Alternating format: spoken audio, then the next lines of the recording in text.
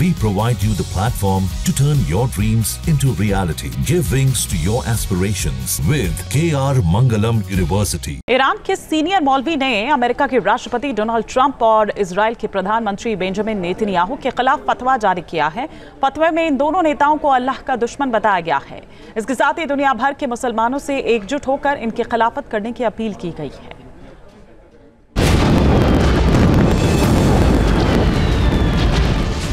बम बारूद और मिसाइल के बाद अब फतवे वाली जंग। ईरान के मौलवी का फतवा, ट्रंप और नेतन्याहू को कितना खतरा।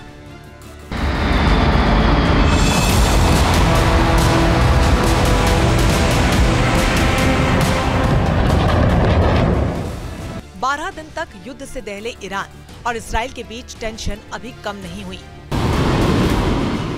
सीज़फायर भले ही हो गया हो, लेकिन न तो बयानबाजी कम हो रही है और न ही खतरा पूरी तरीके से टला है।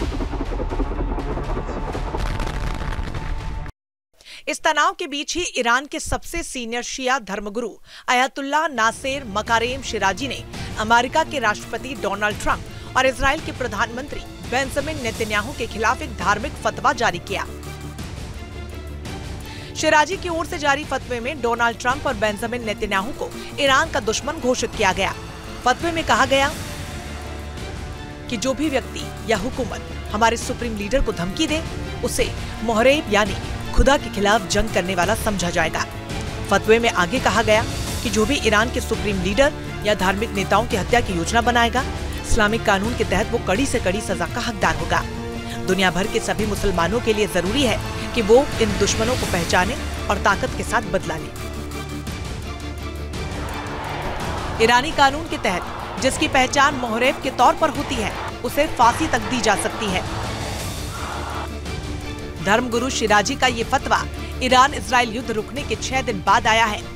ईरान और इजराइल में 13 जून से 24 जून तक भीषण लड़ाई देखने को मिली थी। ट्रंप के दखल के बाद सीज़फायर पर सहमति बनी, लेकिन बयानबाजी अभी भी जारी है। खामेनेई को लेकर ट्रंप ने भी हाल में लगातार कई बयान दिए। ट्रंप ने यह भी दावा किया कि उन्होंने ही खामेनेई की जान बचाई और इसके साथ ही ट्रंप जंग में ईरान की हार को लेकर भी लगातार प्रहार कर रहे हैं। ट्रंप के साथ ही इजराइल के प्रधानमंत्री नेतन्याहू भी खामेनेई को टारगेट करते रहे हैं। युद्ध के दौरान इजराइल की ओर से यहाँ तक कहा गया कि खामेनेई के खात्मे के बाद ही जंग खत्म होगी। और इन तमाम बयानों के बाद अब ईरान के धार्मिक गुरु ने फतवा जारी कर दुनिया भर के मुसलमानों को एकजुट करने की अपील भी की। शिराजी ने फतवे में लिखा कि दुश्मनों को उनके बयानों और गलतियों पर पछतावा कराना हर मुसलमान का फर्ज है। इसमें यह भी जोड़ा गया है कि किसी भी मुस्लिम देश या व्यक्ति का इन दुश्मनों का साथ देना हराम है। फतवे के मुताबिक अगर कोई मुसलमान इस कथित जिहाद में मुश्किलों का सामना करता है या नुकसान उठाता है, तो उसे खुदा की राह में लड़ने वाले की तरह जन्नत में इनाम मिलेगा।